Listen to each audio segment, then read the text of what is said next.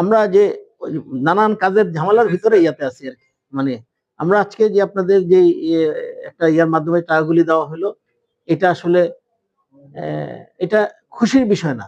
হ্যাঁ, এটা একটা পরিবার হারানো কিন্তু অনেক বড় একটা কষ্টের বিষয়।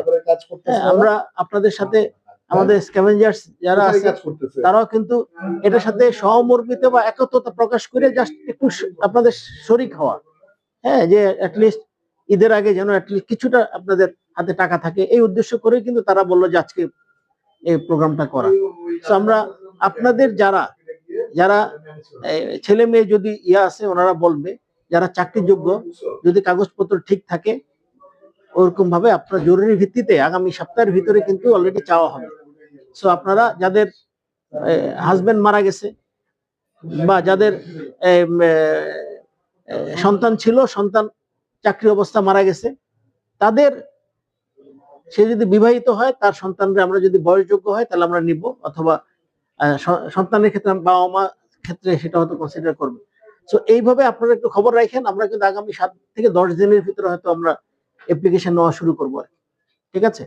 আর আরেকটা হলো যে আমরা এটা হয়তো ভবিষ্যতের জন্য, যেটা আমরা যারা চাকরি থেকে চলে যাবে এবং যারা চাকরি অবস্থায় মৃত্যুবরণ করবে তাদের জন্য আমাদের অনুদানের টাকাটা সরকারিভাবে সিটি কর্পোরেশন থেকে দেওয়ার আমরা একটা প্রক্রিয়া ফাইনাল স্টেজে এখন মন্ত্রণালয় আছে।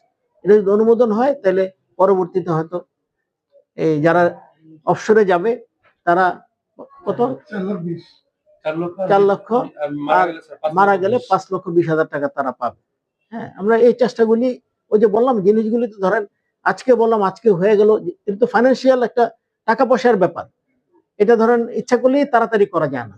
এটার সাথে আমি একা যদি আমাদেরটা পাঠাই তাইলেও কিন্তু হওয়ার সম্ভাবনা কম। সো আমরা একটা প্রক্রিয়ার ভিতরে করে, ওনারা জানেন আমরা মন্ত্রণালয়ে পাঠিয়েছি, এটা ফাইনাল স্টেজে আছে, এটা হয়তো হয়ে যাবে। সো আমরা সামগ্রিকভাবে আপনাদের জন্যই, হয়তো আপনারা সুফলটা পাবেন না, বাট যারা থাকবে তারা পাবে, যে আপনাদের জন্য আমরা চেষ্টা করছি। ইনশাল্লাহ দেখা যাক, আমাদের জন্য দোয়া করবেন। হ্যাঁ, থ্যাংক ইউ স্যার।